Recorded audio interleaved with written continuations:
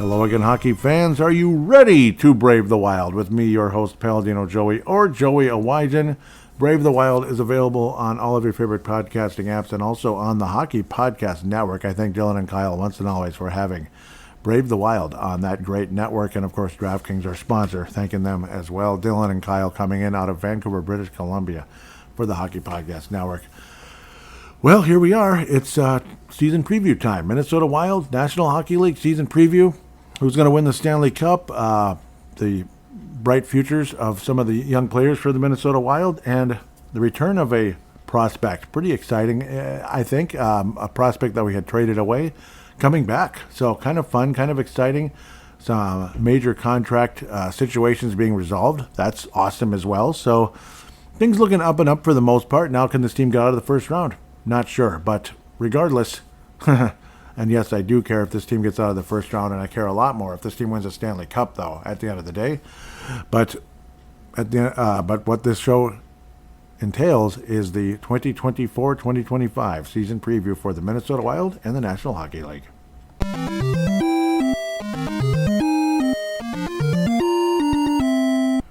Definitely players with a bright future, or at least we hope so. Liam Mogren, Danila Yurov, David Jiricek, and, the return of a defenseman as well. Damon Hunt is back in the fold, so really cool. The Damon Hunt was, I guess, the last cut for the Columbus Blue Jackets. Dean Evison and the Columbus Blue Jackets having to put Damon Hunt on waivers in order for him to get to the possibly to the AHL, and becomes available. The Minnesota Wild are able to put in a claim and won the claim. Damon Hunt is back with the Minnesota Wild organization.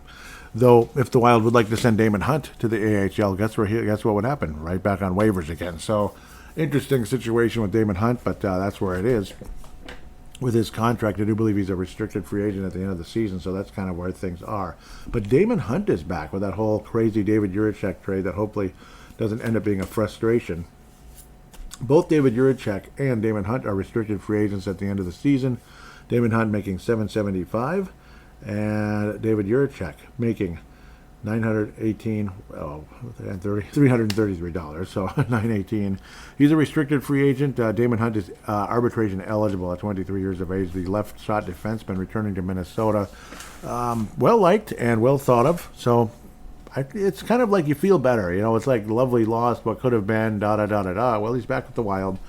And it sounds like he will be on the Minnesota Wild, but maybe one of those guys like the seventh defenseman at the moment, and then see how things go from there. So, interesting decisions along the way, and of course, major contracts signed. Should we get into Kirill now? We can continue. I mean, we all talked, well, yeah, we can get into all the other nuances later. The number one story with the Minnesota Wild is Kirill the Thrill is for real. He has signed with the Minnesota Wild, and he can please stay healthy. That'd be great. An 8-year, $136 million contract. Kirill the Thrill is back.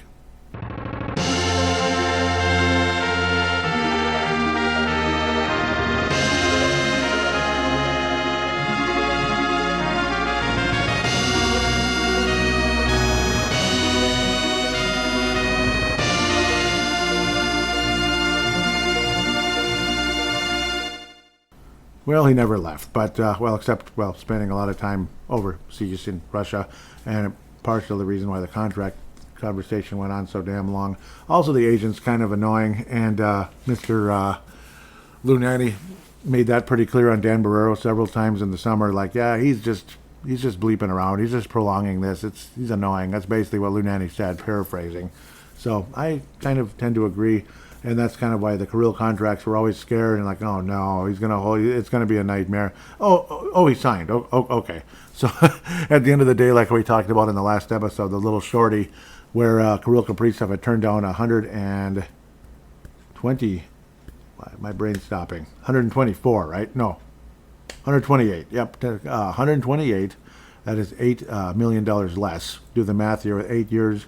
And then 8 years. So $1 million, basically at the end of the day, the two sides settled on $1 million more.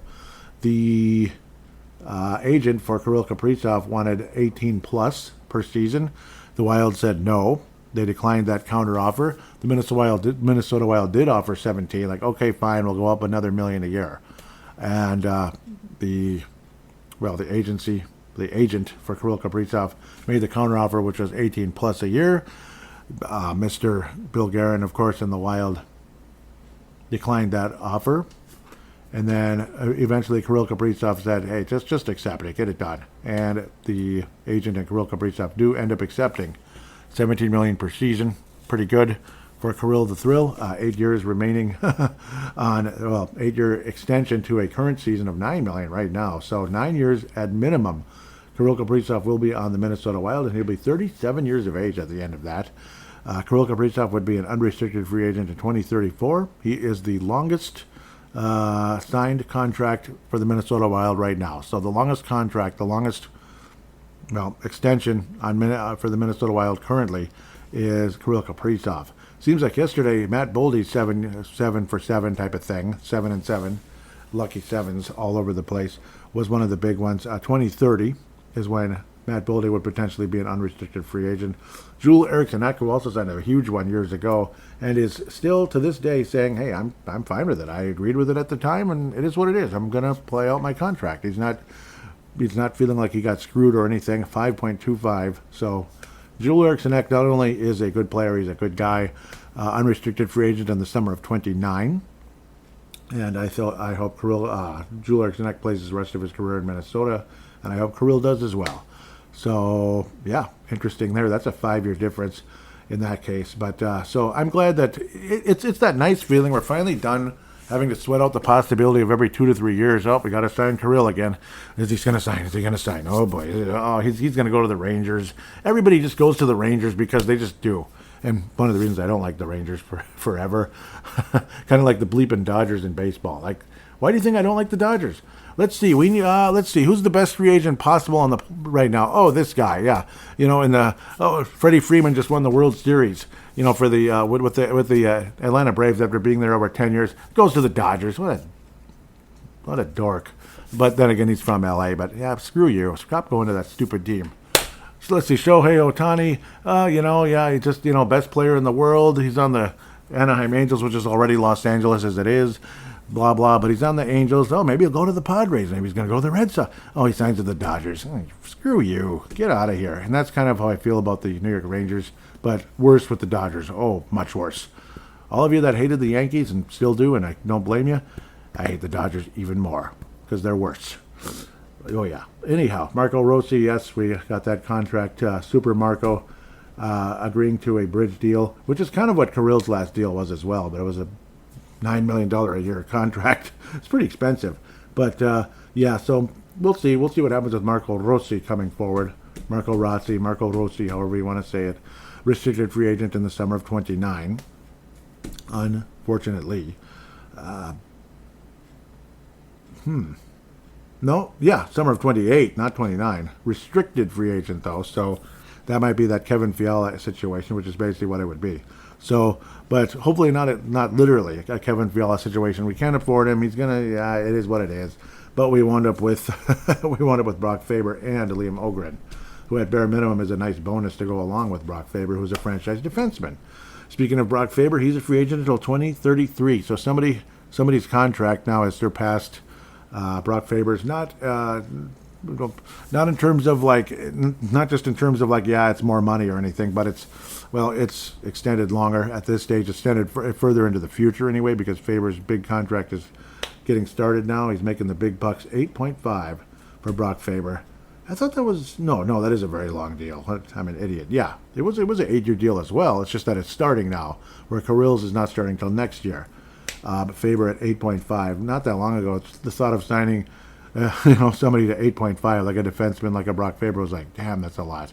But Faber, great to have him in the fold until 2033. Spurgeon becomes a free agent in 27, the summer of 27. Not that far away.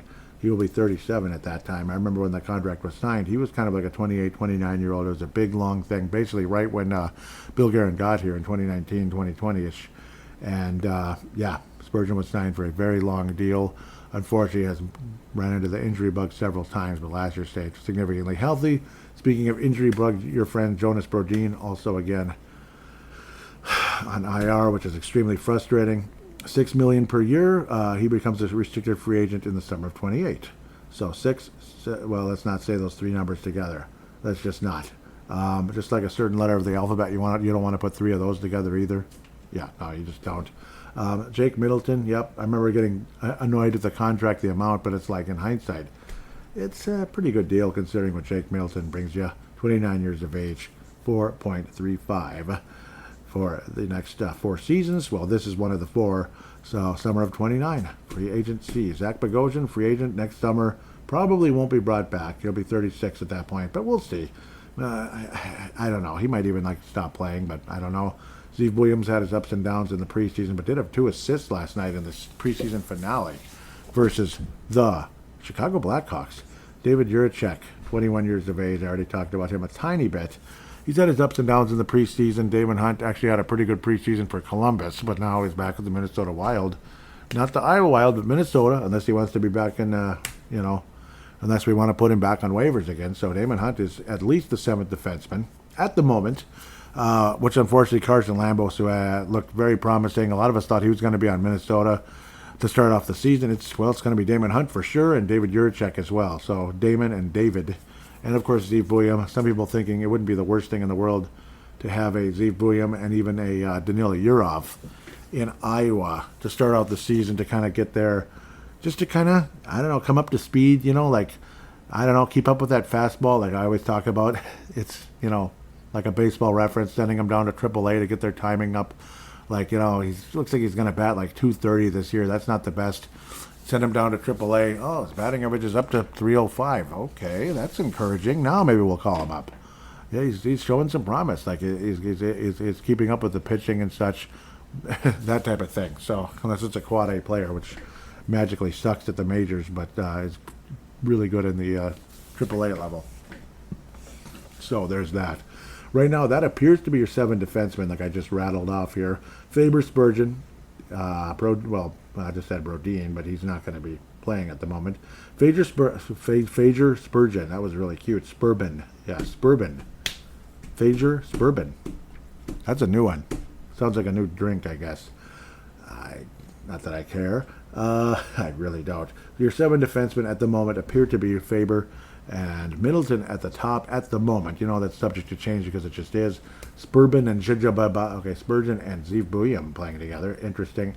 And then David Jiricek with Damon Hunt, potentially, or actually more like Bogosian is more likely the case. But with Hunt as the 7th defenseman, maybe you kind of switch those 2 around. Bogosian and Jiricek most likely are your 3rd pairing with Buium and Spurgeon.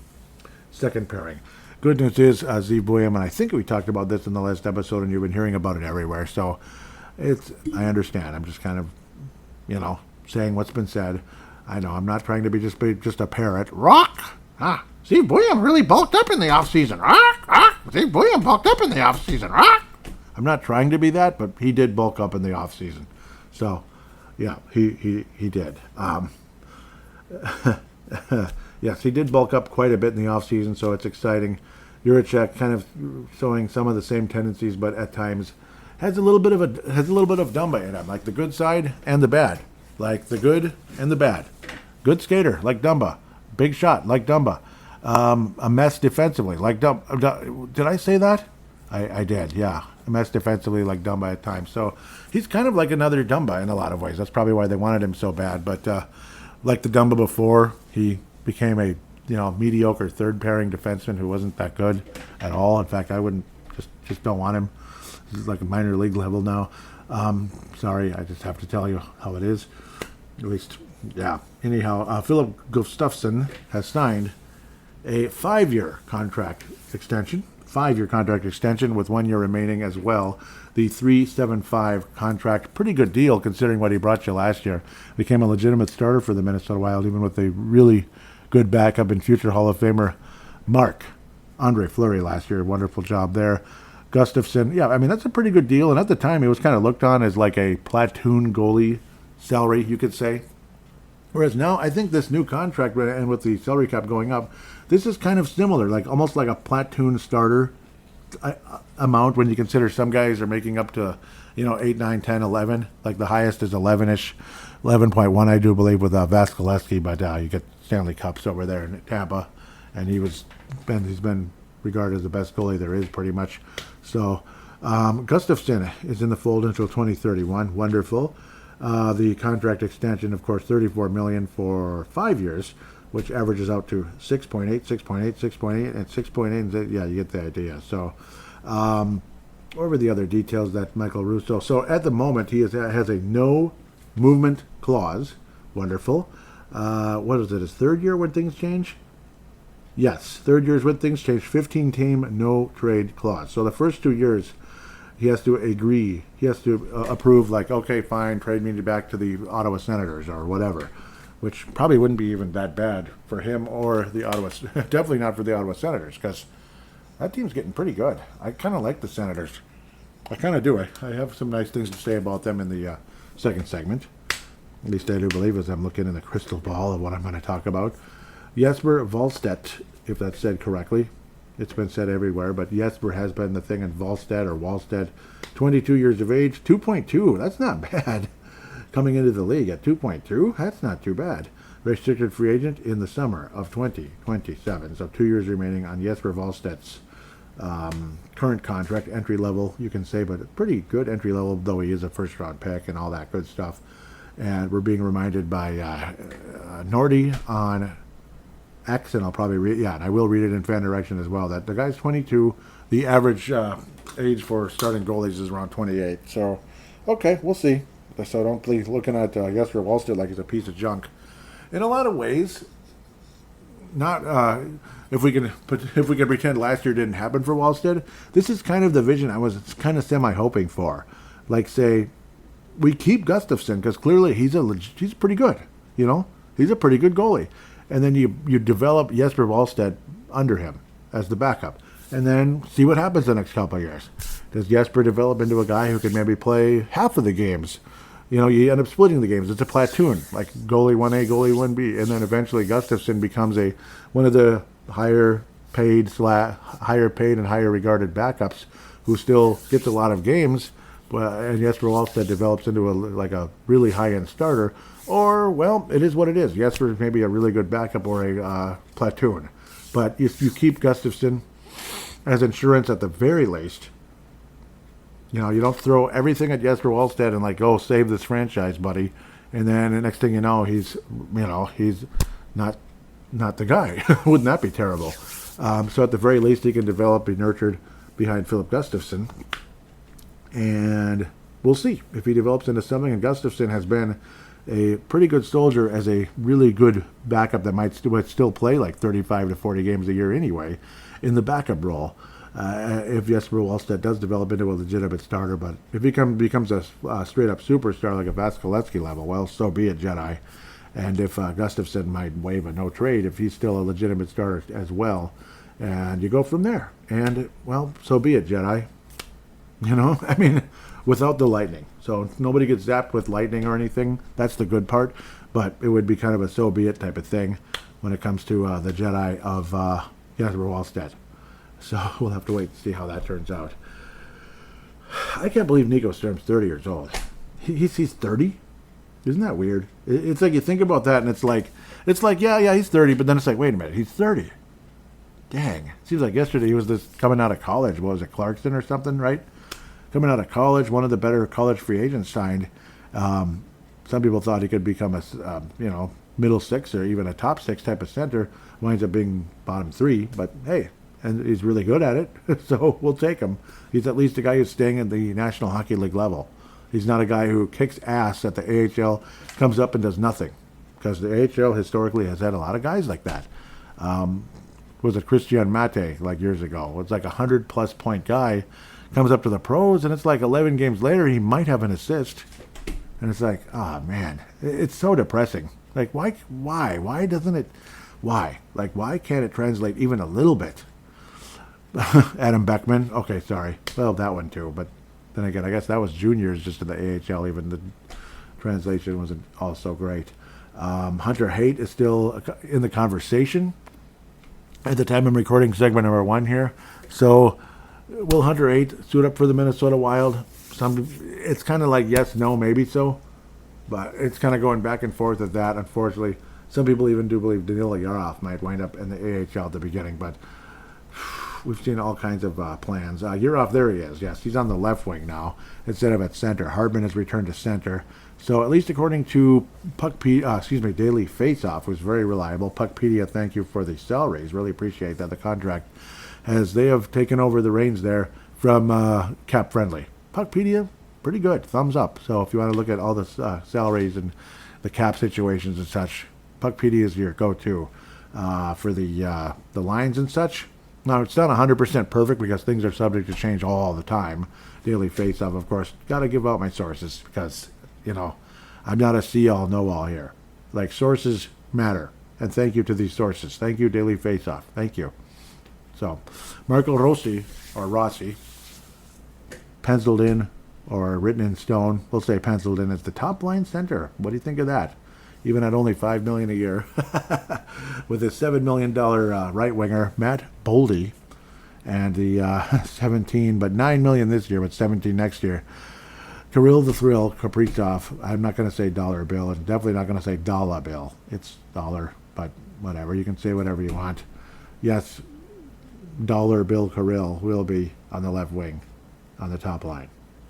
Just please stay healthy. Boldy, Rossi, Kirill, please stay healthy, please, because this actually could be a pretty good team. It really could. No sarcasm involved here. Joel Eriksson Ek, number 14, will be the center for your Minnesota Wild on the second line. Could be a damn good second line center. Please stay healthy. My God, was he snake bit with injuries last season. Oh, Lord.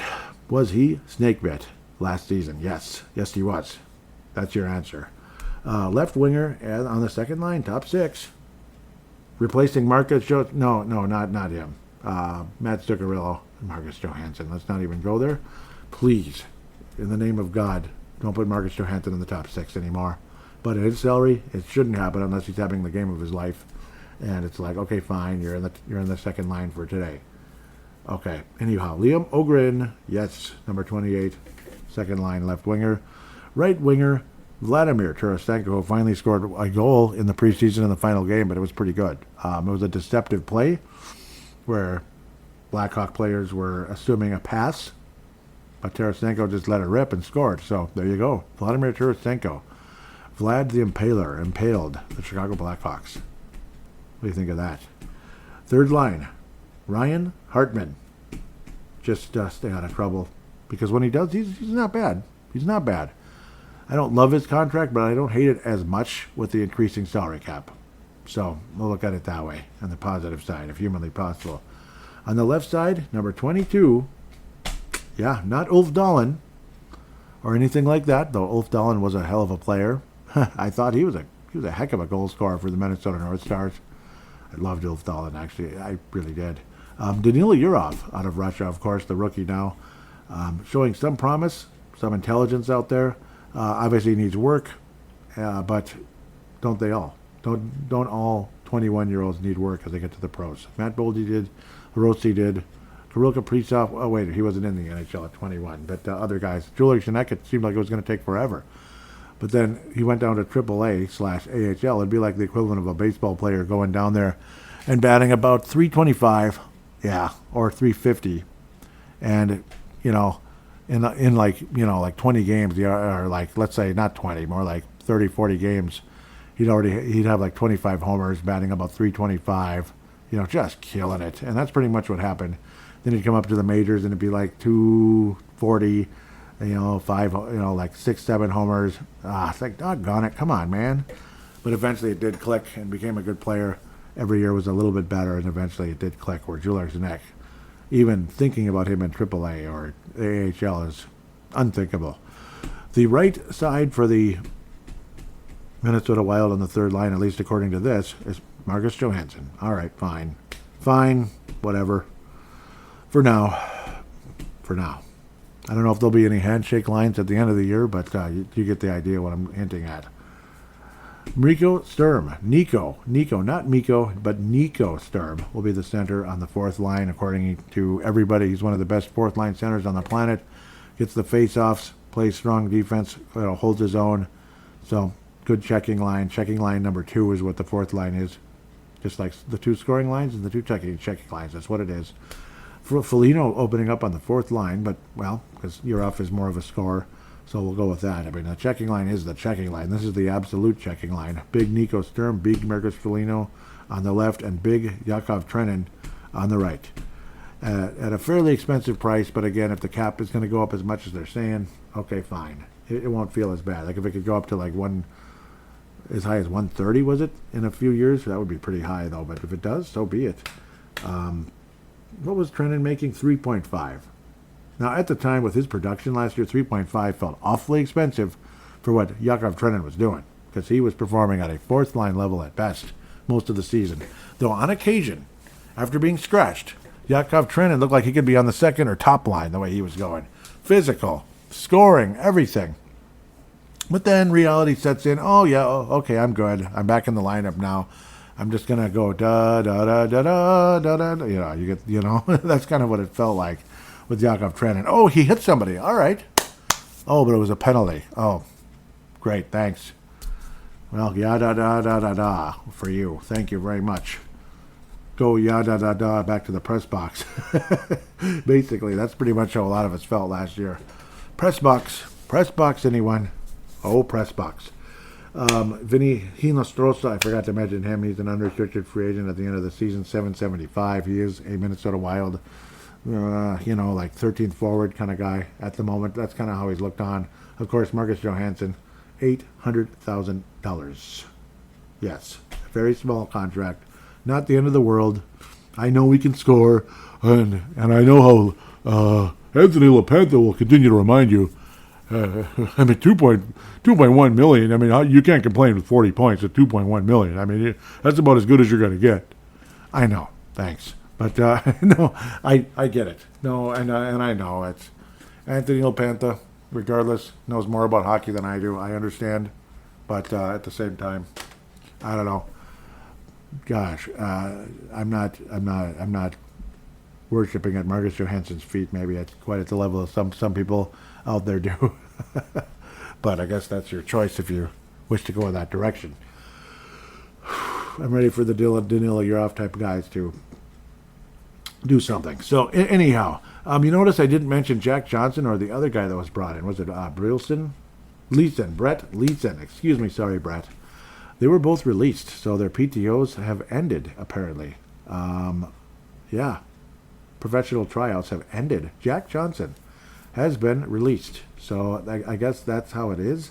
With the news of the claiming of Damon Hunt, that was the end of Jack Johnson. And Brett Leeson also let go because Kirill Kaprizov was signed. That's why. No, not quite that. That would be kind of funny. The Wild also waived a few other players like Ben Gleason, Matt Kierstad, probably going to the Iowa Wild, though, at the end of the day, right? Samuel Hilov, if I'm ever saying it right, sent to the Iowa Wild. He's a decent minor league goalie at the NHL level, not so much. Other players released. They're going to possibly wind up in Iowa or claimed by someone else or whatever. Carson Lambeau sent to the minors. Spacek also sent to the minors. David Spacek, who I can imagine is very frustrated at the moment. I like David Spacek. I do. I like Carson Lambeau as well. Yeah. I just, I can feel for a lot of these guys. Riley Heidt, of course, sent to the minors. This is, I believe, his first taste of the AHL, though. So let's see what he can do there, going from the junior level. So that's going to be interesting. Kyle Masters, Jack Pert. Bradley Merrick sent to the minors, yes. Michael Koster, these guys were released. Michael Koster, Will Zmolek, like Doug Zmolek, yep, yes, Will and Doug, yes. Zmolek, Ryan Sandlin, like Scott, yep. Released. Mark Lewinsky, released. Jean-Luc Foudy, not Picard, but still Jean-Luc, released. Elliot Desnoyers, looks like Destroyers, but Desnoyers, released. Yeah, you get the idea. So Ben Jones waived. But again, these guys are very likely going to wind up with Iowa unless they're claimed. I've mentioned that probably too many times and you're bored with me already. The acquisition of Cal Peterson, also a nice, solid, at bare minimum, AHL guy. You could say, call him kind of like the third goalie in the organization, signed way back in July 2nd. But pretty good one. So exciting to a point. Nicholas Aube Kubel, was signed way back in July. Michael Malin got the 2-way contract and so on and so forth. So we'll see what some of the final decisions are in the next few days. Goaltender Riley Mercer also sent into the minors. I'm thinking some of these guys got to be in the ECHL, right? So they can't all be on Minnesota or Iowa, excuse me, when they're sent down. Of course, Caden Bankier and Rasmus Kumpalainen coming to the AHL. Rasmus Kumpalainen already going to go to Iowa. So kind of cool. It's amazing how quick that changes over. But I suppose once you're 20 years of age, you are eligible to be in the AHL. Isn't that exciting? So it's an intriguing group of players. Some of it's like the same old story. Marcus Foligno, I know a lot of you love him, but some of us don't. I don't love him. I don't hate him, but I don't love him. The no move clause, can't be traded without player approval. No movement clause ends at the end of the season, and then it becomes a modified 10-team no trade. This is Marcus Foligno, by the way. Or is it 15? Okay, which person is it now? Foligno, 15. Okay. And Foligno again, 15 no trade. Mr. Ryan Hartman does not have a no move. He's a modified no trade, 15 right now. And I believe a second year it's only 10 teams you can have on no trades. So teams like seems like that. I'm just kidding. But partially. I would love to play with Buffalo if they could get their heads out of somewhere. Like, why can't they win? I love the name. I love the logo. And, well, you might have the best football team on the planet right now, looking to end their, lack of Super Bowls in their trophy case. So, lack of Lombardi trophies in their trophy case. We'd like to do that around here as well, west of the river. West of the river. Yes, west of the river. Whereas you guys over there in St. Paul, east of the river, yes, with the Minnesota Wild, actually the ones that are there at Grand Casino Arena. I'm adjusting okay. I don't like it as much as the X, but whatever. It's Grand Casino Arena. I mean, it's what it is. It's what it is. Season preview, season opener, of course, in St. Louis. Jordan Binnington versus, of course, Filip Gustavsson on October 9th this Thursday. So whenever you're listening to this, maybe it's already after, for all we know, when the heck I release it. And, of course, and, of course, just what time you get around to listening to it. And all I got to tell you is thank you so much for listening.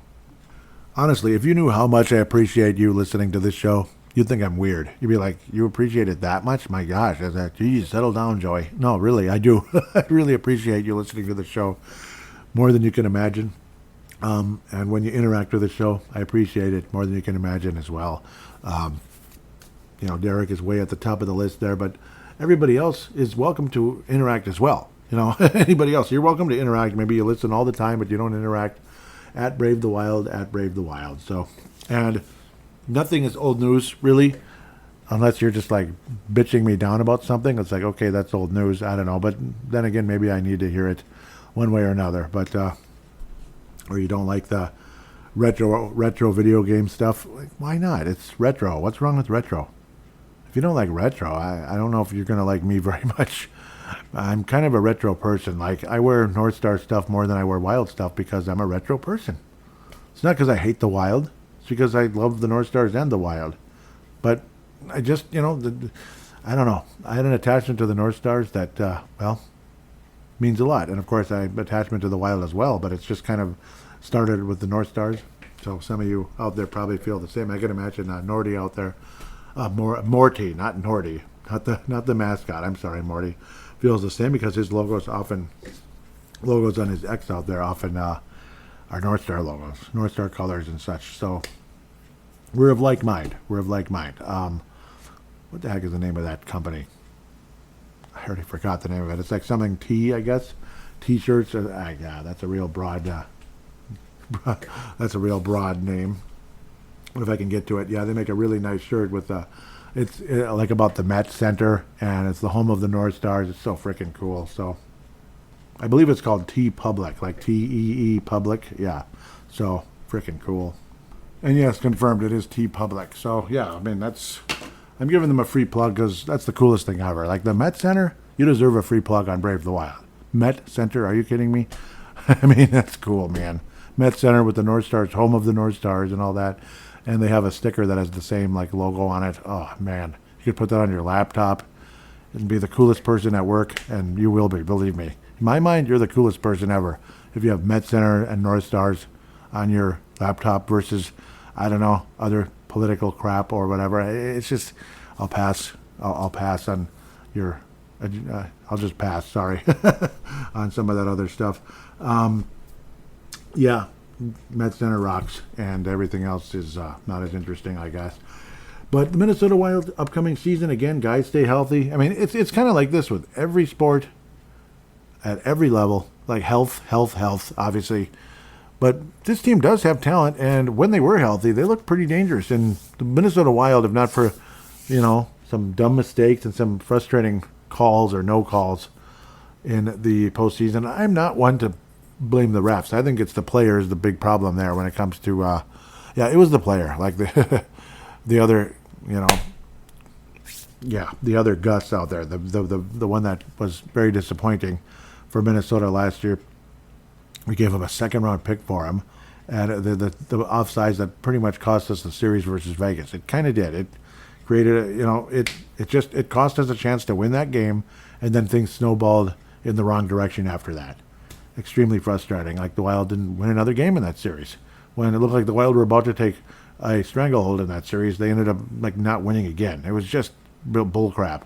Now that also does tell you the team's mental psyche wasn't up to par either.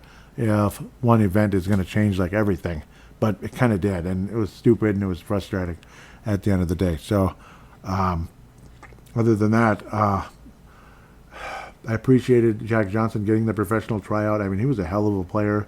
Whenever I talk about Jack Johnson on Brave the Wild over the years of the Kings and the Columbus Blue Jackets, but especially going back to the Kings, it's like that was a good player, always a good, solid, strong defenseman.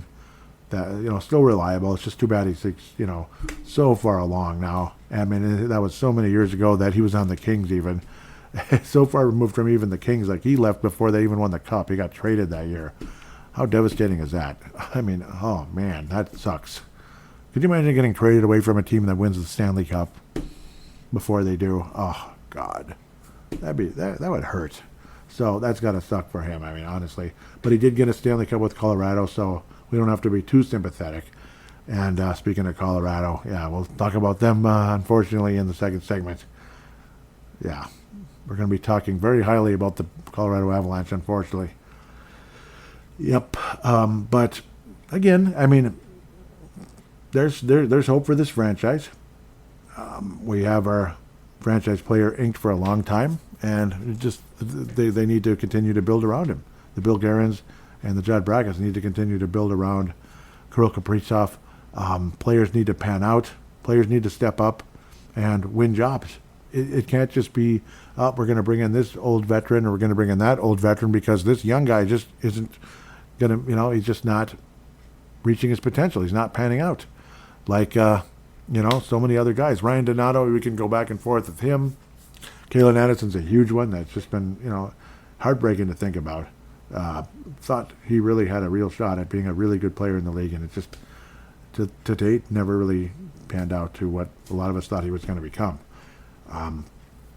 Damon Hunt was a guy who gives you everything he's got. He was very highly thought of in the draft a few years ago, 2020. And so it's exciting to have him back, and we'll see what happens with him. Maybe he ends up being a guy that sticks in the league for a long time. We'll see. Even if it is just a third pair, but maybe he ends up being a really good third pair. So things like that. Obviously, again, Danil Yurov, if he can reach the potential that some of us believe he can have and how well he did in the KHL level is definitely an exciting thing. There's a lot of guys that would be in the KHL, and they're just okay at best. But Danil Yurov really showed encouraging signs with his time in the AHL. So got to believe that him translating to the National Hockey League is a real possibility, a legit possibility. Kirill Kaprizov certainly did that. Certainly did. You saw the highlights, and you saw just the overall numbers and just the ability and consistency that he brought. And, man, it's a thrill to have him. It's a thrill to have him here for at least 9 more seasons, barring, some type of trade that he wants. And that would be because the franchise went in the wrong direction. And hopefully the guys like Carson Lambos, David Juracek and such can help prevent that day from coming. Daniil Hunter, really? Hopefully Daniil Hunter can get some sacks for the Wild. No, I'm just kidding. Danila Yurov can go out there and get that job done. And of course, Wallstedt can become a great goalie, or him and Gustavsson together are one of the great tandems in the league. Never know, maybe they will be. With that said, you get the idea. Generally speaking, this team has the ability to do something in the postseason, but at the same time, it's kind of like I'll believe it when I see it type of thing. This team has to get out of the first round. And right now, I'm just gonna say right now, like, they'll probably be out in the first round again. They'll make the playoffs, but probably be out again. Not because I want that to happen, but until they prove us wrong, and don't lower yourself to the Minnesota Twins here, guys. That's all I gotta say. But I don't think the ownership is anywhere near the level of what the Twins have become the last few years here. So, in terms of just utter disappointments.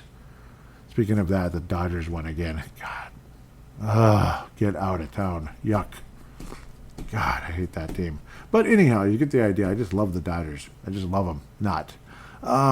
With that said, I've rambled enough. I've absolutely rambled enough. Does Kirill Kaprizov reach 100 points? Yes. And I do think he stays healthy enough to do so. Yes. Kirill Kaprizov will reach 100 points this year. Will Matt Boldy get to 80? Will Matt Boldy get to 80? That's definitely a conversation as well. Matt Boldy absolutely has the ability to reach 80. Last year, he reached 73. So 80 is not even that far off. It's only 7 more points. So I'd say, yeah, I think Matt Boldy continues to take a step up. He's taken baby steps the last couple of years. He went from 69 to 73, and that's nice. It's crazy that he didn't even reach 30 goals the last couple of years. Boldy clearly has the ability to be a special player in this league. That he should be able to reach 35 goals, 50 assists, which would come out to 85 points. And I think that's a real possibility that Matt Boldy could get to. 46 assists last year and 27 goals. You got to think he can get to 35. I think it's a legitimate possibility. The +1 is very disappointing for a player at Matt Boldy's level. +1, that's it. So that kind of bugs me. He was a +5 the year before, and the Wild didn't even make the playoffs, did they? In 23. So that was a frustration, to say the least. They didn't, did they? Isn't that weird to think about? So it was like 23-24 anyway, and then last year, the way they do this, it's like the previous year counts as this. That's so weird. But so I think Boldy does reach 80 plus this year. That's my belief. And the other guy, Marco Rossi, of course. Does he? He absolutely reaches 60 again. Now again, this is all barring on health and kind of stepping out in faith that they will stay healthy. These guys got to 40 his first year, got to 60 his second year, and so like giving Marco Rossi a raise and an extension is not out of this world at all. Like, it's a legitimate thing. Like, why not? Why the hell not? So nobody's pissed off at the Wild for giving him an extension, or for him wanting one, or for him wanting like a significant raise, and to stay in that top 6, if not top 3 role. A 20-point increase is pretty good. It is. Now, his first year, he just went, how many games did he play? Like 13 games and like 1 point or something. That was extremely frustrating. But then he started showing signs in the AHL, kind of like how Joel Eriksson developed, but faster in a lot of ways. And we all know that Marco Rossi is a more than capable defender in this league as well. May not be as good as he was in the juniors defensively, but that's obviously what it is. AHL, same thing. But Marco Rossi, to me, is going to continue to develop. He also put on a lot of muscle in the offseason, so that can possibly help him to stand up physically, offensively and defensively. So that's going to help. You don't want to be the soft guy that gets pushed around. You want to be the tough guy that does not get pushed around and does the pushing around, regardless if you're 5'9" or 6'9". You want to be that strong guy. So 16 power play points last year, a 10-point increase from the year before. That's a huge thing as well. Despite being demoted into the fourth line, Marco Rossi also had multiple goals in the playoffs on that fourth line. So he still made the most of what he was stuck with in terms of being stuck on the fourth line, minimal minutes and minimal opportunities on special teams and all that. So Marco Rossi, to me, that shows you that there's fight in this guy, and I think he gets to 70. Now, these might sound like really optimistic numbers. Kirill Kaprizov, 100 plus. Boldy, 85. Marco Rossi getting to 70. But you know what? Why the hell not? Why can't they? Why can't they? This is not Homerville talking about Marco Rossi getting to 70 points. It's not Homerville. Clearly the guy has oomph. Clearly the guy has a competitiveness that is hardcore legit. For you to skip out on your sister's wedding and stay here, that year before, because it's like, I'm making it to the NHL and I'm going to stay in the NHL. Gall dang it. So, and also as well for him to be as competitive and as tough as he was on the fourth bleeping line in the postseason against the Vegas Golden Knights, who are pretty big. A lot of big players there, including their second best player in Mark Stone, if not the best player. Tells you something about Marco Rossi. I love Marco Rossi. I don't like him, I love him because of what his competitiveness, his abilities, and such combination. And I don't know if he'll ever be the 100-point guy or anything in this league, but 70 plus is extremely possible, and I think it's going to happen this year, barring injury. Don't get hurt, please. But Rossi's been tough, and I love what he brings. Brock Faber had kind of a sophomore slump last year. That was a frustration a bit. And I know this is dragging on forever. It felt like a sophomore slump for him, but we'll see what happens. I'm not going to come up with any point predictions with him, but expect him to continue to get better and better and better. And getting to see him in person, it's like he's a better player than he may appear to be on television at times. That's for sure. It's like, my God, he's like the best player on the ice. So that's what's exciting about Brock Faber, despite statistics that might not blow your socks off at times. Clearly, there's something there. So that's the exciting part about Brock Faber all the time. All the time. With that said, we're going to take a quick break and come back and preview the National Hockey League and look at what's upcoming for the Minnesota Wild. And, of course, the National Hockey League and who's going to win the cup and all of that.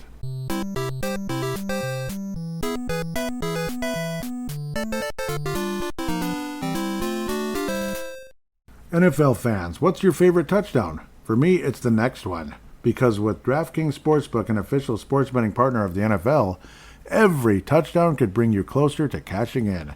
From first touchdown score to anytime TD props or the thrill of live in-game betting, every snap is loaded with opportunity.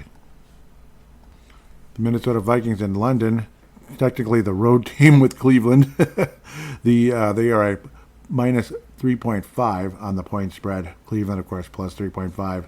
Philadelphia Eagles hosting the Denver Broncos. Could be a great one right there. Minus 4.5. The Philadelphia Eagles, it's a 4.5 there. The money line, let's look at those. Philadelphia is minus 225, whereas Denver is plus 185. New York Giants heading to the Saints. You could call this the Bad Bowl or Battle of the Bad, I guess, in some cases. Money line. We'll go with money line from here. Saints minus 120, so they're actually favored, believe it or not. Giants plus. So yeah, look at those Giants, huh? Maybe see what happens there. Colts with Daniel Jones, heavy favorites over the Las Vegas Raiders, minus 375. Raiders are a plus 295. Cowboys at the Jets. Yeah, I don't know. Well, the Jets somehow are, well, no, they're still the underdog, plus 105. Cowboys 125. Ravens have been a mess. C.J. Stroud, so somebody's going to at least get their second win here. My God, C.J. Stroud, no Lamar Jackson, though, unfortunately. That's why the Ravens are actually underdogs, plus 105. And Houston Texans, minus 125, despite being on the road. But they do have C.J. Stroud at the very least. Seattle hosting Tampa could be a good one there. Seattle is a favorite as a minus 180. Tampa plus 150. Cincinnati, Detroit. Interesting. Boy, is Cincinnati an underdog here. But, of course, no Joe Burrow once again. Damn. plus 440, despite being the host. Detroit is at minus 600. So could make a lot of money with the Cincinnati Bengals if somehow they actually win that one. Chargers and Commanders, well, we'll see what happens there. Chargers are the host, minus 155.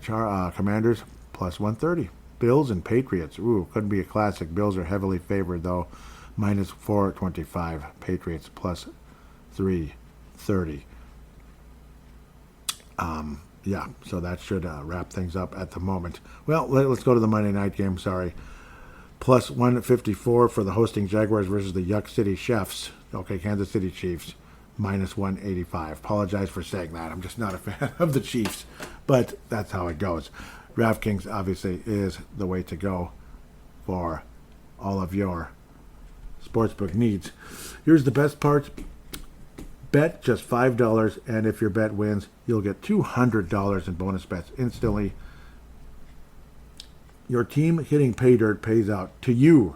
Download the DraftKings Sportsbook app and use code THPN. That's code THPN to turn $5 into $200 in bonus bets if your bet wins. In partnership with DraftKings, the crown is yours. Gambling problem? Call 1-800-GAMBLER. In New York, call 877-8-HOPE-NY or text HOPE-NY, which is 467-369. In Connecticut, help is available for problem gambling. Call 888-789-7777 or visit ccpg.org. Please play responsibly. On behalf of Boot Hill Casino and Resort in Kansas, fees may apply in Illinois. 21 plus age and eligibility varies by jurisdiction. Void in Ontario. Bet must win to receive reward. Minus 500 odds required. Bonus bets expire 7 days after issuance. For additional terms and responsible gambling resources, see dkng.co/audio.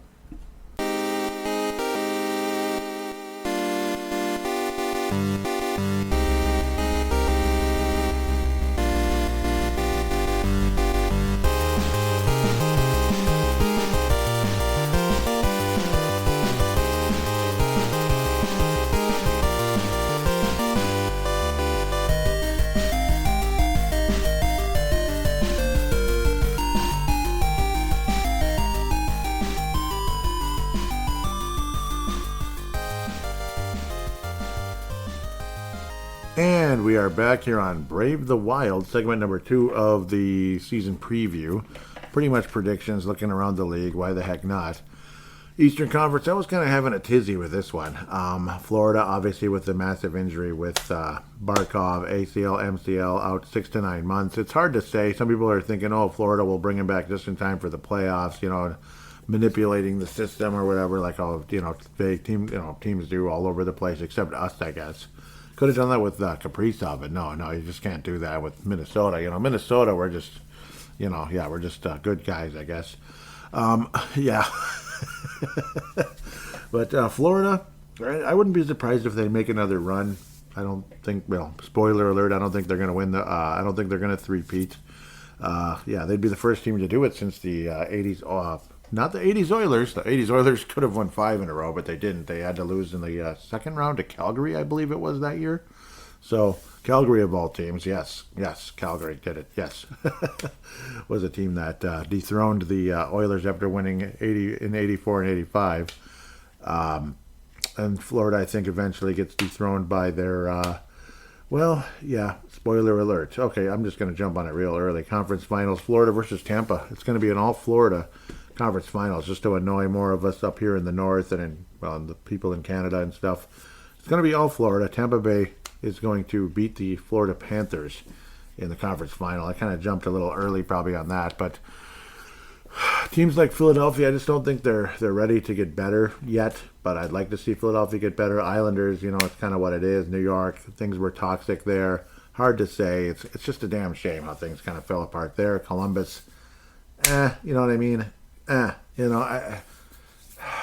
have some pieces, but God bless Dean Evison. I mean, win a bleeping playoff series first before you get anything from me as a prominent figure in the news the last few weeks would say. Prove me wrong, and obviously a local team as well. Prove me wrong about getting past the first round. Spoiler alert there.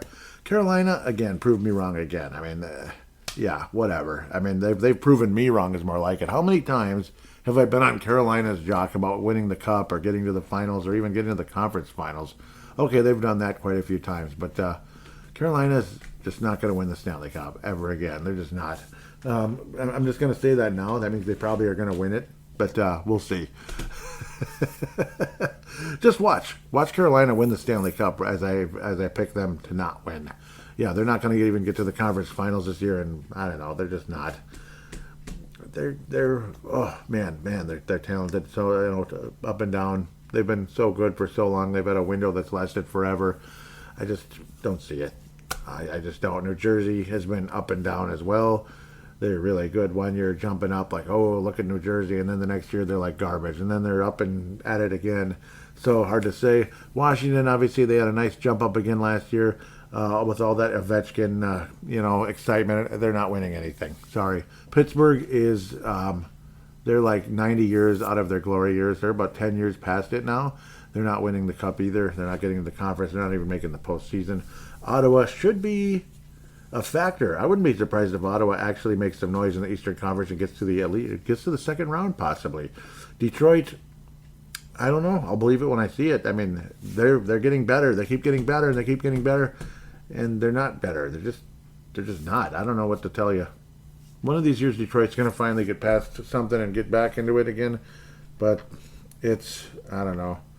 It is what it is. It is. Toronto's another one. Prove me wrong, that kind of thing. Prove everybody wrong. Because every time it looks like Toronto's going to do something, they just don't. And they obviously lost to Marner. He's on the Vegas Golden Knights. Vegas again. They're a phenomenal free agent location, basically, if anything else. And God bless them. More power to them. I like the Golden Knights. I'm a fan of the Vegas Golden Knights. So sue me. Oh gosh, I lost 2 more followers. Well, and it's not because I'm Mr. Superstar who's got 9 million followers. Actually, losing 1 follower would suck. Honestly, losing 1 subscriber or follower to this show would suck. Because I value each and every one of you. And, if you think I'm big, you're crazy. I'm not big. I'm not big at all, actually. I'm not. Like everybody out there's got more followers, pretty much. Every other podcast, pretty much. So, no, I'm not big. It's just, I have to give you my honest opinion. If you think I'm just that's just how it goes. Like, I don't think I'm really doing my job as a Brave the Wild podcaster who's been doing it for as long as I have. Obviously, historically long in the state of Minnesota in terms of the podcasting world. I give honest opinions, So, it is what it is. I like the Vegas Golden Knights. So, Boston, no. I mean, Merit Kuznetsov was something, I guess, from us. He's probably going to be better there than he was here. He's going to score some goals. Don't know how many, but he's okay. I think the Wild gave up on him a little too fast, but at the same time, his ceiling's not that high. Toronto again, whatever. Montreal. They have some talented players. They might make it to the first round. They might make the postseason. Buffalo, I'd love to see them do something. I'd love to see Buffalo do something, if just for the sake of their fans. But maybe their football team might do a hell of a lot more. I think there's a chance they finally get past the bleeping Chiefs. But gosh, I hope they do. Oh, the bleeping Kansas City Chiefs. Yes, go Buffalo Bills in that series, in that playoff game. There's no series in football. Everybody'd be dead of old age by the time that playoff would end. Tampa Bay, well, I mean, they're due to do something again. They're a factor. They've been a championship team. Their window really hasn't closed. They're not like the greatest thing ever, but their window really hasn't closed.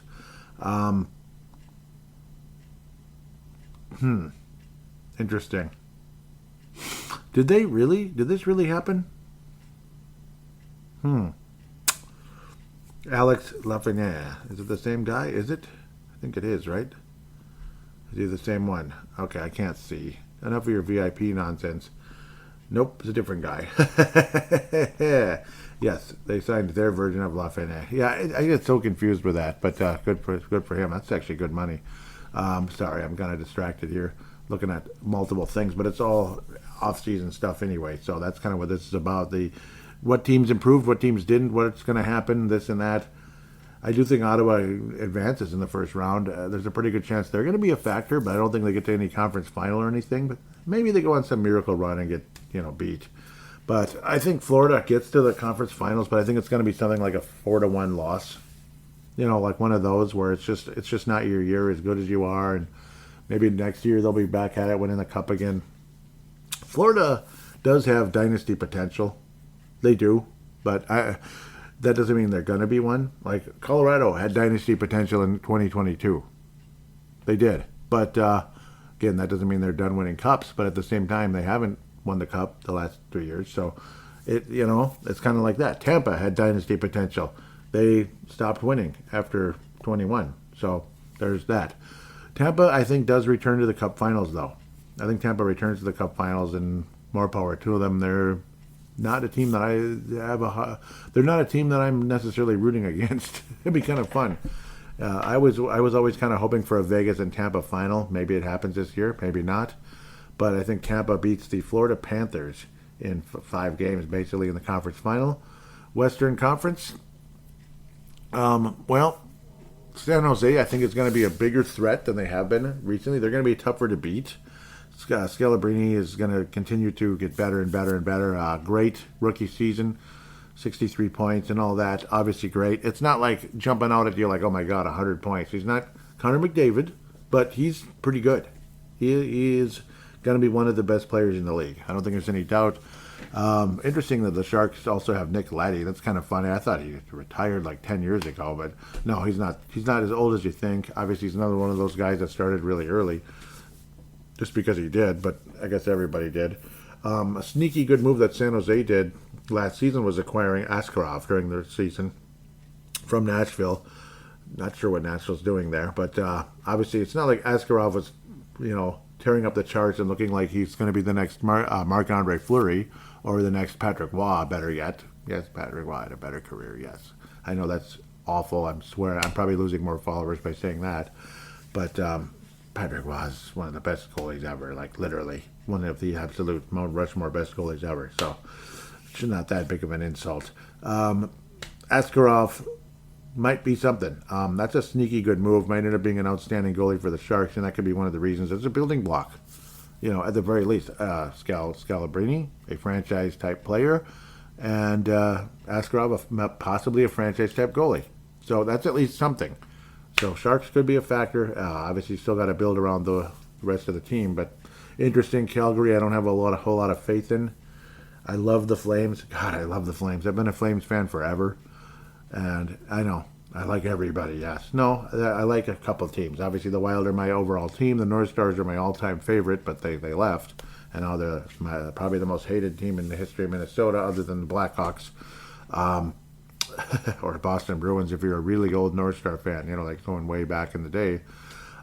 They were actually a bitter rival for the North Stars, which sounds really weird nowadays, but it's 40 plus years ago. Calgary Flames, gosh. They were the bane of the North Stars' existence, except for the 81 conference final. The North Stars won that one. Otherwise, Calgary beat them all the time, and the Wild all the time, all the frickin' time, except for the first season when we were the 2 last place teams in the division back then. Calgary, I just don't know. Every time you think they're on the verge of getting better, they're just not. Or, they got to the second round. Hell yeah. And the next year they're just disappointing. I don't know. They might scratch the playoffs, but maybe they're the team that misses, and then it paves the way for a certain team with a nice new fancy name for us. Nudge, nudge. Vegas, yes. Big threat. Obviously, they're a big threat to do something this year. They always are. Seattle, I don't know. They're kind of like a 500 fringe team. Anaheim is kind of like a better version of it, I'd say. Vancouver should be a playoff team. Los Angeles absolutely should be a playoff team and a threat. Edmonton absolutely should be a playoff team and a threat. Should I go with division champions too? And yeah, because there's only 4 divisions. I think Tampa does win the Atlantic. Florida's like right there, but Tampa's better. Metropolitan might be Washington again, but I think they lose in the playoffs. Like they had that year where they broke through and they won it all. And I think that's it. Washington will win the division, but will not do much. Maybe Carolina does. I don't know. But I think both of those teams end up falling to the Florida clubs or possibly even Ottawa if they go on a nice playoff run. We'll see what happens along the way. Pacific Division, I think it's the Vegas Golden Knights winning that one. I do. I think the Vegas Golden Knights win the division. Edmonton is not going to make a big comeback or anything. I think I don't know. They kind of lost me. I was a huge Edmonton believer, but again, like that certain person proved me wrong, Edmonton. I've been on your side, but I don't know. The Kings, they have potential to be something, and you know how Corey Perry is. Everywhere he goes, the team gets to the finals and then loses, except for the 2007 Anaheim Ducks. So maybe the Kings go to the Cup Finals and lose to the Tampa Bay Lightning. It'd be a great series. It'd be fun to watch, I think. That'd be a good one. Very entertaining hockey. Vegas wins the division. Edmonton second, something like that. Central Division, I think, you get the idea. I think Utah makes the postseason, or at least knocks on the door of it. I think they do make it. St. Louis has a chance at it. Chicago, no way. Chicago, 1 minute you think they're going to get a little better, but then it feels like they're light years away. Winnipeg is going to win a lot of games. They might even win the division. But again, prove me wrong. Minnesota Wild, of course, yep. We talked about them extensively in segment 1 because that's what it's all about. I don't know, prove me wrong. Get past the first round, damn it. Nashville Predators, nope. Nope, I mean, a talented team, but I don't know. It's a mess. I'm not sure what the hell. Dallas, I think last year was their opportunity possibly to go on a big run. I don't know what to say about the Dallas Stars right now. I'm not really sure. But they're going to be a big threat, but I don't think they win any Stanley Cup or anything. Colorado, to me, is the team to beat in the NHL. And I don't like saying it, but I think Colorado is the team to beat in the NHL, and I don't like saying it. They will, I think they win the Central, and I think they do go to the conference finals. I think it's like a 22 all over again, and that's, again, a pretty big hint as to where I'm heading. I don't like saying it. I hate it, but Colorado has a chance to go very, very far. Maybe Brent Burns finally breaks through and wins a cup. It'd be about time for him. Maybe it'll be a Ray Bork moment. 22 years in the league, and I still remember him as a bright-eyed, bushy-tailed rookie in the league.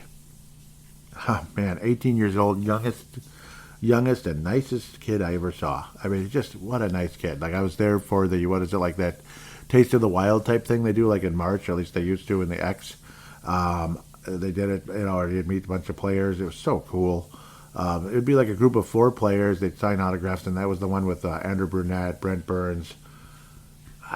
I'm getting it mixed up because I went like a couple times. I think it was like 2 years in a row. But I got to meet Andrew Brunette and this Brent Burns, and obviously I knew who he was. Just the nicest kid ever. And here he is all these years later, an ancient player now, and future Hall of Famer in my book, and probably many people. Cale Makar's, the best there is. Defenseman, maybe the best player in the league practically. He's the Bobby Orr of the NHL in this day and age, coming out of Calgary, Alberta. Imagine if he went home. Watch out for that. Blackwood is starting out the season with an injury, so that kind of sucks for the Colorado Avalanche. But they still got Wedgwood. He's a nice veteran backup. Watch out for him. Obviously, he's still a factor. Those are some nice moves that Colorado made. It just ultimately didn't propel them to where they wanted to go. But I don't know. Yeah, Victor Olofsson, nice addition. Coming out of, he was on Nashville. I do believe he's on Vegas, right? Yeah, no. I'm getting it mixed up with somebody else. He was on Vegas, not Nashville. He was never on Nashville. Yeah, he was on Buffalo forever. Vegas last year, okay year, off and on, but nothing special. But nice player, generally speaking. He's one of those, glue guys, you could say, in the league. One of those guys that can help your team. But, McKinnon, you could go on forever. McKinnon, Makar,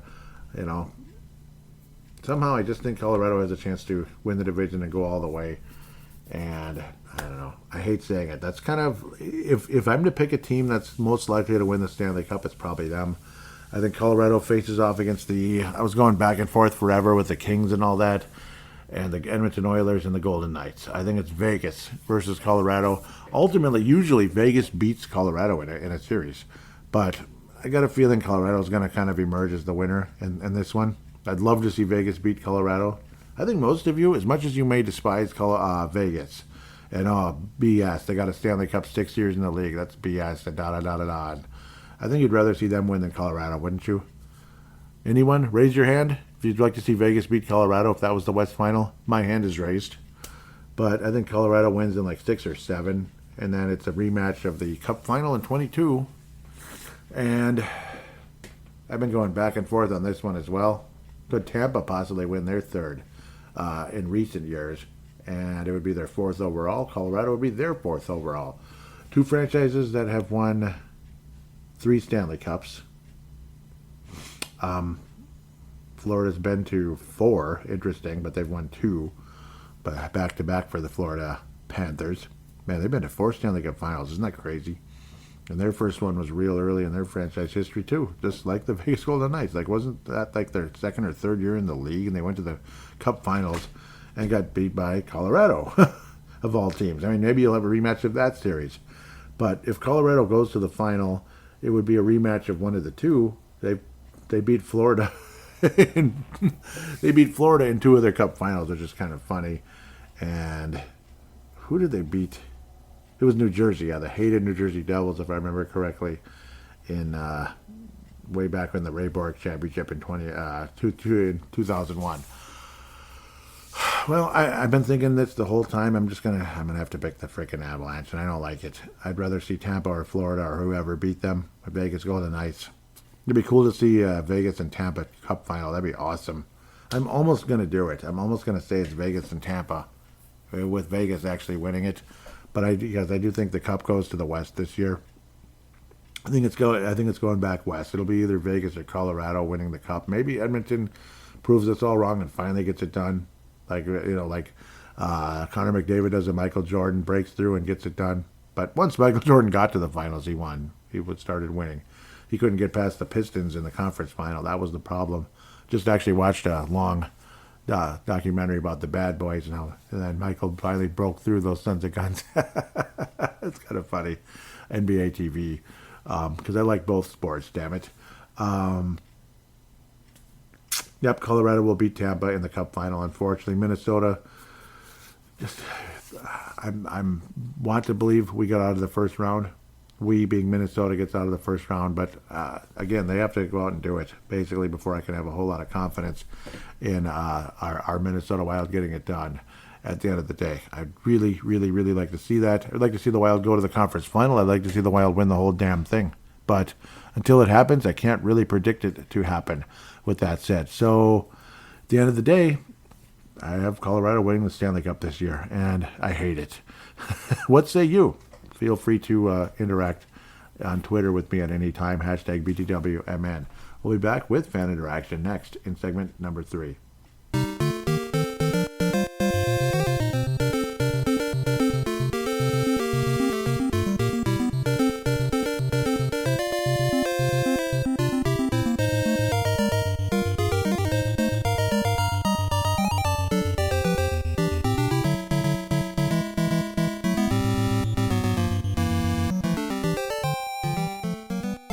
And we are back here on Brave the Wild, segment number 3. Fan interaction segment here on the season preview. So hope this hasn't been too long or too much bloviating, but I suppose that's what we're here for, is to bloviate, aren't we? A little bit. Let's continue. Love Crease and Assist, the Crease and Assist podcast. Derek Felska leading the way there with Kalisha Townsville and Teresa Ferries. They do an amazing job. And he's kind enough to, and I need to be better about this as well. Yeah, I need to put out some polls, but it's awesome that he puts in #BTWMN, and when I do polls, I'll put #Crease Podcast as well. That's only, it'd be great. We could get these kind of interacting together here. It was a cool poll. What do you think of the new Minnesota Wild jerseys, which are effectively a current copy of the original sweaters from the early 2000s? Yeah, like the original. So and I didn't vote, and I feel bad, and I didn't vote or comment. I feel terrible, so I'll leave a comment here and vote here just with my mouth, I guess. The 4 options are: love it, they look great; meh, could have been worse; fail, just a money grab; wait, is it 2000 again? So love it, they look great, 38.5 is the winner. Second place, meh, could have been worse, 23.1, and then a tie 19.2 for fail, and weight is at 2,000 again. I'll say love it. They look great, just because, I mean, obviously it's great memories, and I think it's kind of like the true identity of the Minnesota Wild, isn't it? Like, you still have, like, you have red, but not too much. And you know what drives me nuts? You go to Yahoo Sports, you look up the Minnesota Wild, and the banner is all red. The Minnesota Wild. And it's all because of those stupid red jerseys years ago that they turned into their main jerseys. The Minnesota Wild's identity is not red. The Minnesota Wild's identity is not red. It's forest green. Or Kelly green, if they want to do the rebrand to have that North Star color look, which I support. Hopefully the Minnesota Wild do continue to display those. I do believe they're still going to. Apparently, like, is it going to be just 4 games of these 2,000 jerseys? Like it's the first edition of the white jerseys. And I loved the original green jerseys. Those disappeared off the face of the planet. They were the first jersey to disappear and were replaced by those stupid red ones. And then all of a sudden the Wild didn't have green jerseys anymore, and then they brought back the ones with the cursive Minnesota on them that a lot of people out there loved. Now, it's a cool idea with the laces, just like the red jerseys. That was the one good thing with the red jerseys. They were novel and fun at the beginning, but as a third jersey, not as the main jersey. The Wild are not red. They're not meant to be red. So when they did that, it was kind of annoying. It'd be like, I don't know. It was almost kind of like a semi rebrand that was not necessary. It was like too early in a franchise's history. You know, I don't know. It was like a rebrand without meaning to be one. In a lot of ways, it'd be like if the Wolves just went to all green, and it's like green's okay, but that's not the Wolves' identity. The Wolves are blue, right? Aren't the Wolves blue? Timberwolves blue? Or if the Vikings went to all gold, like, what are you doing? They're not gold and purple. They're purple and gold. That wouldn't make any sense. So that's kind of how I feel about the red thing with the Wild. It's a secondary color. So I get annoyed. It would be like, okay, I made my point about 50 times here. I'm bloviating. So I really like jerseys and logos and such. So I value them. And if I'm disappointed, I tend to go on and on. So that's kind of what just happened here. So I will say love it. They look great. That's my vote. With that said, continuing. Wild re-signed Kirill Kaprizov to an 8-year, $136 million deal.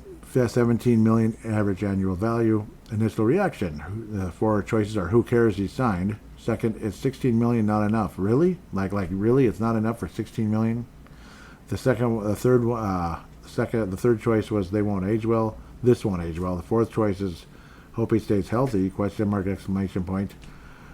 Coming in first is who cares he signed? 36.7. Second place is hope he stays healthy. 35.4. Third place is this won't age well. 19%. And fourth place is $16 million not enough. Really? I'm going to go with hope he stays healthy. I'm going to go with that because I hope he stays healthy, for so many reasons. Because, well, he's been a little up and down with the health. The old thing called health. So I also just kind of simply posted that the contract was extended for the amount. Looks like a couple of responses from Derek. Thank you very much, Derek. Always love to hear from you. Is this officially the lightning round? I'll say not yet, but there will be. Derek says, I feel a lot like I did when we signed Zach Parise and Ryan Suter.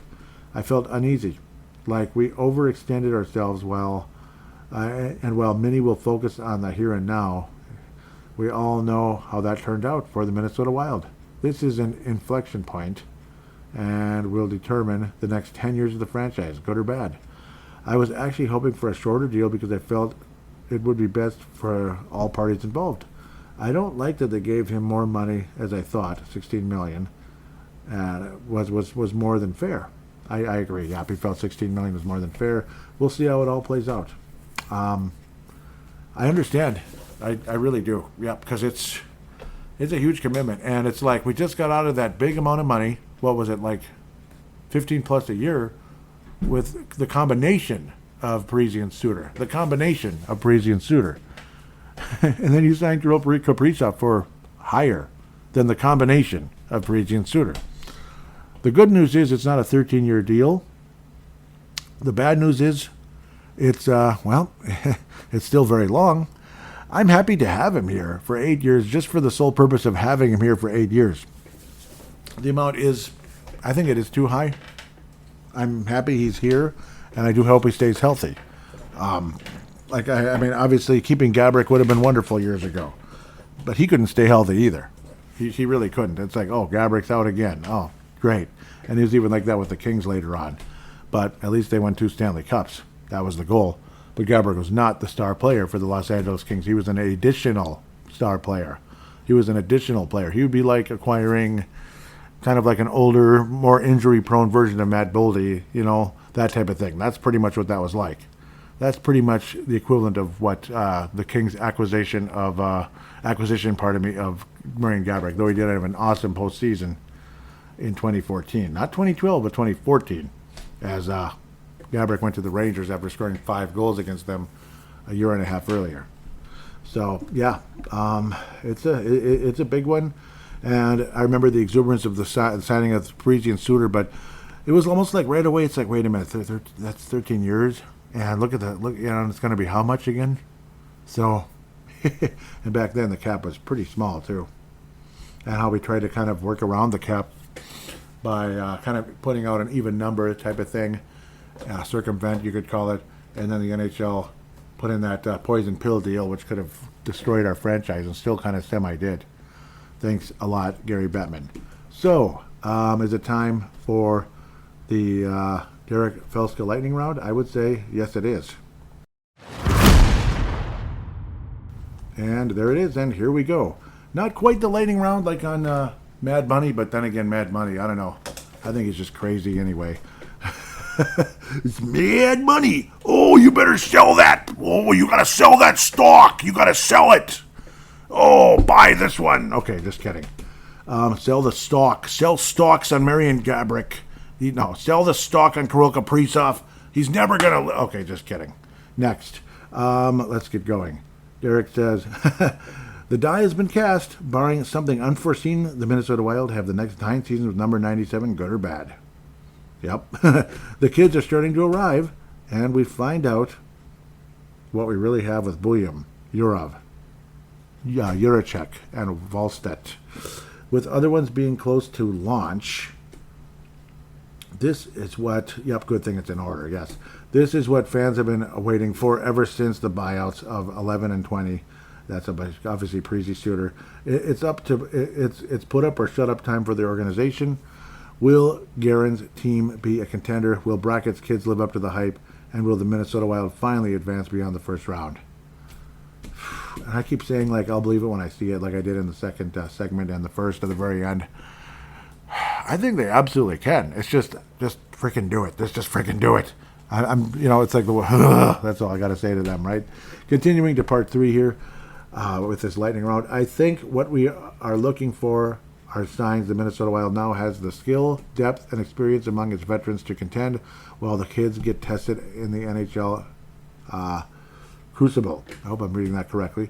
The fan base, should be tired of being an also ran. Yeah, like same old thing. Another rerun here. Yep. Oh, yes. It's exciting but also anxious. To put it another way, this is the trench run in Star Wars: A New Hope. Yep. The odds are long. It's going to be successful. Not everyone is going to make it or deliver as hoped, but does this team have enough to deliver our first Stanley Cup? Hopefully the Minnesota Wild have Luke Skywalker on their team instead of being Jack Porkins. Instead of hoping Jack Porkins, will get it done. Almost any championship team does what it does with a mix of skill, depth, and good fortune. Yes, because you have to stay healthy too. That's where good fortune comes in, and maybe a lucky bounce or two as well. Lucky bounce. Okay, sorry. Hopefully the force is strong with this one. The force is strong with this one. How are they getting the puck past me? It's impossible. Ah! Okay, sorry. Wallstedt, I am your father. No, just kidding. Hopefully the force is strong with this team, and 25 years of waiting will yield the ultimate prize. The ultimate prize. My name is Optimus Prime. Okay, sorry. Yes, hopefully they will. Yes. Hopefully they will. Autobots transform. Where's Jay Bushy? I swear I saw Jay. Yeah, he's there. I just gotta look, and I believe there's a reply or two somewhere along the way. There's replies everywhere. So we'll be here for a little bit yet. With salaries going up because of available cap space, it was smart of the team, to lock in Gustavsson at a reasonable rate. Yeah. Clearly, they seem to think Gustavsson is their best goaltending option moving forward. Yep, at least for the next year or two, yes.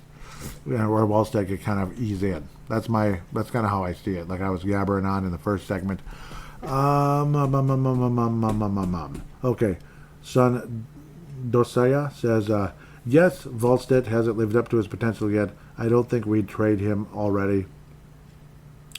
But I I do foresee it in the future if his struggles continue this season. I could see him used in a deal at the deadline if we're buyers. Derek says shrugs, or he could simply be a backup. Yeah, I think he still has decent potential, but he needs to be capable of playing at least 20 games this season so we don't overwork Gustavsson. Yeah, I mean he's got to at least get to 20. Yes, 20 to 25, 20, but at least 20. Yes, I concur with that wholeheartedly. And then Sundosa says, if I'm saying it correctly, Sundosaya, and I did follow. Hopefully they follow back. Please follow back. Please follow back. You're following a lot of people, and follow back, okay? Anyhow, they say, oh, for sure, I wouldn't trade him, and I'd keep him as a backup, but I could see the Wild trading for a cheap and proven veteran backup if Wallstedt isn't performing. Yeah, we'll see. We'll see what happens. A couple of replies here along the way. Okay, that was weird. Where's the reply? Just let me see it, please. Just let me see the replies. Okay, that's all that was. But there was a different one. Okay, yep, there's Morty. Morty says, okay, everyone, calm down. He's 22. I repeat, 22. Him being Jesper Wallstedt, of course. This is a, what is this, from Twitter? X? Rated? Just kidding. It's a comment saying the average age for a starting NHL goalie is approximately 27 to 28 years old, with some sources indicating the peak performance for goalies occurs in their mid to late 20s. Yep. While young goalies can enter the league, it often takes several years of development in the minors for them to become established NHL contributors. I agree, Morty. Yes. That's why there's no rush for Wallstedt to be the guy. Spencer Knight took a while. Florida was in a kind of a win-now mode, and they signed Bob, and they've won 2 Stanley Cups. So that'd be Bob Browski, of course, the goaltender for the Florida Panthers. Spencer Knight, let's see, where is he? Isn't he on like the Chicago Blackhawks or something, and he's getting better? So there is that. And then the Sharks also did the same thing with Asmahalt, I believe you say his name. So both exciting goalie prospects that were, taken for their respective teams, the Nashville Predators, and in Spencer Knight's case, the Florida Panthers, have wound up on teams with the young superstars. Connor Bedard with Chicago, and of course, the guy that I think is even better, Scalabrini in San Jose. So they're making sneaky little moves here that could end up being spectacular moves in the long run. That's what I can see with Chicago and San Jose in the next few years here, if those goalies emerge into being what they could be, and what they were originally intended to be. Even if they're slightly less, but they're still up there. Ooh boy, those teams can be pretty dangerous in the upcoming years if Chicago and San Jose continue to draft fairly well and build around those superstar players that they did get with the top overall pick. So sneaky good moves there potentially for the Sharks and the Black Hawks. Again now, Jay Bushy, where is he? I saw Jay Bushy's response, and I know it's there. I will find it. Doggone it. There he is. Yes, Jay Bushy, I love hearing from you. I really do. Jay Bushy says, with Caps signing, I think they're a playoff team. And yes, yep. Oh, very brief, aren't you there? Doggone it. Say some more. say more, Jay. Oh, see, that's why it didn't show up. He put BTW. It's BTWMN. So that's why it didn't show up. I had to go in a different direction to come up.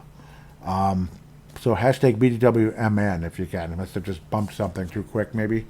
And we've all done that, unfortunately. It can be really frustrating.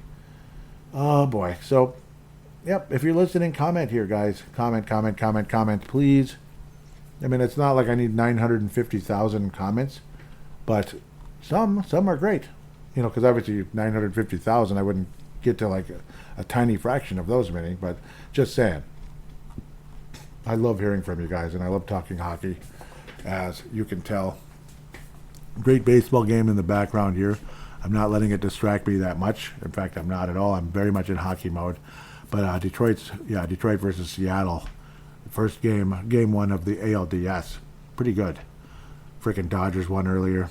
Sucks. But at least the Blue Jays and the Brewers kicked butt in their series, especially the Blue Jays. But, man, we need the Dodgers to lose. Sorry, wrong sport. But, again, this is, in a lot of ways, when it comes to sports, the most wonderful time of year because football's in full bloom. Baseball's in the postseason. Oh, that's right, hockey is starting. Oh, yeah, hockey's starting. And if you like basketball, too, which I'll admit I do, is also starting very soon. So, all four of them. Isn't that cool? Isn't that fun? And then you get kind of a similar thing in April. No football, of course, but you get hockey and basketball, kind of getting into there. Wrapping up the regular seasons and getting into postseason-ish mode. Baseball starting up. It's fun stuff. Fun. With that said, and that's what sports are all about. Fun, and that's what the season's all about. Fun. But don't tell me it isn't about winning because yes, it is. Like when some people say, "Oh, it isn't about winning," it never was. But winning is fun, though. Losing is not. Winning is fun. Losing is not. Did the Mighty Ducks in the movies have fun when they were getting their asses handed to them 12-1 or 12-0 in games? The District 5 team. Did they have fun when they were losing, or did they have fun when they were winning? Of course, it's you can win and have fun without being a greedy, mean SOB like Coach Riley in the movie. Greedy SOB. That's what I see the Dodgers, the Yankees, the New York Rangers, or whatever. Not even the Rangers as much, because how many cups have they won, in the last 60 years? Like 2? So that's a long time, but it's still more than us. 60 years? No, it's longer than that. Rangers go further, like 70, 80 years with 2 cups. I don't know. What am I saying? But winning does help. Winning helps winning. Winning helps you have fun. Getting your butts handed to you is depressing, and also being stuck somewhere in the middle, like barely making the playoffs and losing in the first round, or barely missing the playoffs. It's boring. It's boring. You don't want to be that team. You just don't. It's boring. So it'd be nice to be a legitimate competitor. It would. It'd be nice if Bob Moskow could stop, clamming up when it comes to postseason, tournament play. When it comes to the NCAA AA tournament play. And play to win rather than play to not lose. It'd be so nice if Bob Moskow could do that. Maybe he'd have a national championship or 2 by now. That's all you need to know. No, that's all you need to know when it comes to that conversation. With all of that said, and stop blaming the refs like the Lynx and the Gophers, by the way. You know what? The refs might suck terribly in every sport, in this sport, that sport. But if that's the best argument you could come up with, you are not a winner. You're a loser, as far as I'm concerned. Sorry, that's conversation locally lately annoyed me. I'll just put it at that. It's a certain other version of basketball that annoyed the heck out of me this past week. That's all I'm going to say, and I know I'm in the very, very massive minority on that, by feeling that way. With that said, let's play some hockey. Let's drop the puck, and let's go. Let's go wild. Let's play hockey.